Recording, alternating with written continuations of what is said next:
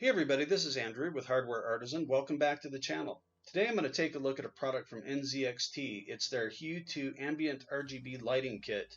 I've recently done a couple of other videos. One was a Corsair LS100, one was an ASUS ROG RGB terminal.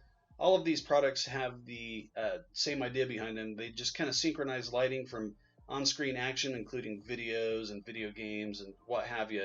Kind of converts that into lighting and projects it on your wall behind your monitor. All pretty cool, so I've enjoyed installing those other kits and taking a look at them. Figured I'd just go on with NZXT. I haven't done a whole lot with NZXT RGB lighting, so figured I'd take a look at it. We'll go over what's included with the kit, kind of the setup, some of the specs, and play with the CAM software and see how it looks. This particular kit comes in 3 sizes. It looks like the only difference between them is just the mix of LED strips that you get. This particular kit that I bought is for 26 to 32 inch monitors. They also have it for 21 to 25 inch monitors and one for 34 to 35 inch monitors. So this particular kit comes with 4 each of the 300 millimeter strips and 4 of the 250 millimeter strips. The 300 millimeter strips have 10 LEDs and the 250 ones have 8. The strips themselves are 4-pin connections. They appear to be kind of proprietary to NZXT. They do have all of the correct connections there for WS2812B LED light, which is what I suspect these are. It doesn't really say in the specs, but that's what they look like. Anyways, all the pinouts are there. The ground and the ground is not in the right position if you were kind of comparing this to an ASUS LED strip. Anyways, and then it's got an S wire or a wire S and a wire N connection. I believe that's like a device detection pin. I'm not sure exactly. I couldn't find a whole lot on that from NZXT. So these really wouldn't be compatible to hook up to like an ASUS ecosystem, for example. However, the pinouts are all there. You could rewire it. I've saw some other examples of people accomplishing that. I personally don't like to do that kind of stuff if I can avoid it. So anyways, let's take that for what it's worth. These really seem to be proprietary to NZXT's controllers. So anyways, you get the LED strips, plenty for whatever you need to do on a single monitor. Comes with a AC adapter for external use. On that note, it comes with 4 different plugs, a US plug, an EU plug, UK, and Australia. It comes with 2 connection headers. This is to connect the strips to the controller itself. A wet and a dry cleaning wipe for connecting the strips to your monitor. A final note on these strips, they do have magnetic attachment points, and they also do have self-applied or pre-applied adhesive if you need that. It comes with the NZXT HUE2 controller itself. The controller, it's pretty nice, couple of rubber feet if you want to lay it down, but it's really intended, I don't think there's really any other way to install it other than to use the attached Velcro strips, and it's meant to go right on the back of the monitor. It has 2 channels, and it's really not in the specs on this particular product, but I think NZXT likes to stick with 40 LEDs per channel, which is plenty for this. A micro USB connection, and the external power adapter plug. Overall, the construction is pretty nice. Seems like a good solid device. Really is intended to be behind your monitor. You won't be looking at it. There's no RGB on the device itself. Includes the micro USB connection to your computer. Again, the LED strips, a couple of L connections for the corners on your monitor, and the adapter itself, documentation in the box. So let's go ahead and break this down, and we'll take a quick look at all the connections and see how it looks. Okay, so let's go ahead and take a quick look at all the connections, how it goes together. We'll just do a quick demonstration of the CAM software and then see how it looks. The first thing you want to connect up is you need to connect the appropriate power adapter, so choose the one for your country. And basically you're just going to put this bottom key here into this location and then just kind of snap it in. Relatively simple to do. That's it. Once you're done, go ahead and get the connection headers here. They're not really headers, I guess, but just connection adapters. And then the white arrow on here indicates the 5-volt connection. Both of them have it. And so then choose the appropriate configuration for your monitor. Basically, you'll consult the card and kind of, you'll just kind of have to see how it works. In this case, we're just going to do a quick demonstration. I did notice with the NZXT software, you must have a minimum of 3 LED strips per channel connected. Otherwise, it does not recognize it and will not turn the ambient lighting effects on. That threw me off when I did just a quick test of this. So we'll just go ahead and pick 3 of each. Okay, so once you've got your LED strips ready, again, as I mentioned, you got to have 3 each on there. Go ahead and get all of the protective caps pulled off. There's just a male and a female end. And they just pull right off. They're easy to do.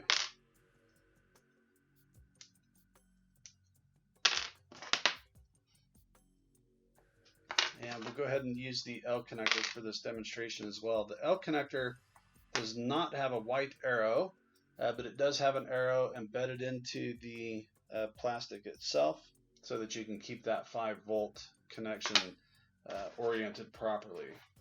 And so just line up the arrow and the 5-volt connection. Just plug it in there. Then we'll go across the top. Just make sure 5 volts matches up to the arrow. It does. We'll just do the same on the other setup here. Okay, and this will be kind of how it looks on the back of your monitor here. You want both female connections down here, and then the headers are going to plug into these here. Alright, once those are connected up, we're just going to make the connections on the channel connections on the back. Channel 1 and channel 2. Of course, on your monitor you'll have these kind of nailed down. They're a little squirrely here on the desk. And the next thing you want to do is connect up your USB cable. It is 2.5 meters, so plenty of space to, if your computer's a little bit away, you should have plenty of room there. And really any micro USB cable should work, so if for some reason your PC is a little further away than that, easy to do.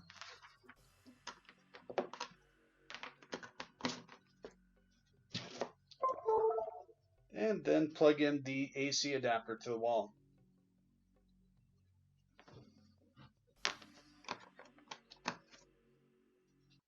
Alright, so we've got that plugged in. That gives you just an initial set of lights there. Let's go ahead and get the NZXT CAM software loaded up.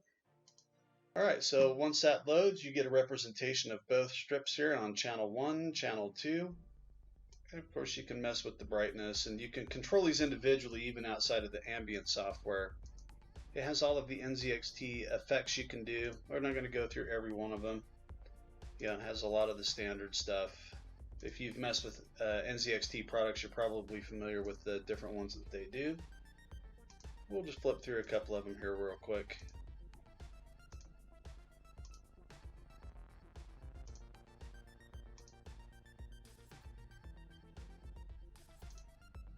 Of course, it has some pretty cool ones that you can tie to your CPU temperature, FPS. You can tie it off to your sound. Once you are ready though, you go ahead and come up here and just select Ambient. And it will say the first strip should now be lit. Please select the area that matches the area of the monitor. On the desk here is not the greatest representation of this, but we're going to go ahead and I will just select this one here. Second, third, fourth, fifth, and sixth, so on and so forth. It's basically just the software learning in what position is the strip. So normally this will be facing the other way, but you get the main idea. Once you get it set up, you just go through that and go from there. And then from there, once you go ahead and you move your monitors around, or your windows around, I should say, you'll get the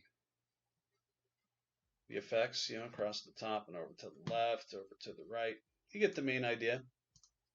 And of course, if you play a video, I'll keep the sound off.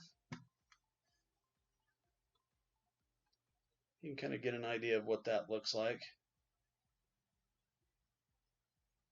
Every scene will be a little bit different. I won't go through every one. So anyways, that's the basic setup of the ambient feature of the cam software here. And of course you can turn it off and go back to setting some other lighting features that you want. So, well, that's it for this particular product. As I go ahead and end this video, I'll switch over to some video with this actually installed on a monitor with the lights dimmed. You can kind of get an idea of what it looks like on my wall. The wall that I do have this against normally is kind of a grayish wall. It's not really dark. It's kind of a lighter gray. In the video, I'll put kind of a white piece of poster board behind it and kind of leave it half and half so you can get an idea of what different wall colors might do for you. You will get differing results. Like if you have a really dark black wall, it may not look as good. So just be aware your wall color is going to have an effect on the effect that you get, as well as the distance and the brightness of the LED strips. So anyways, I'll let this play for a few minutes and you can take a look. I'll try to do some scenes where, switching colors and things like that. You can get an idea of, the greens versus blues and reds, and maybe some moonlight and Fortnite, as it goes around the screen here. So just take a look. This will be kind of representative of what you might or might not get. Anyways, I think the next video I'm going to do is I'm going to just overlay all three of these products, the NZXT, the Corsair, and the ASUS, and maybe run some just identical benchmarks so you can see, does one do this any better than the others? My personal experience so far with all three of them, they all work reasonably well. The software is a little bit clunky.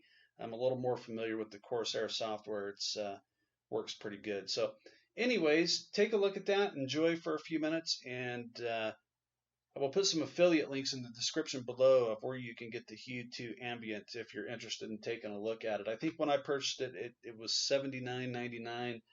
I've seen on their website it was $49.99. So shop around for it. You can find it relatively inexpensive. So, well, as always, I appreciate you watching.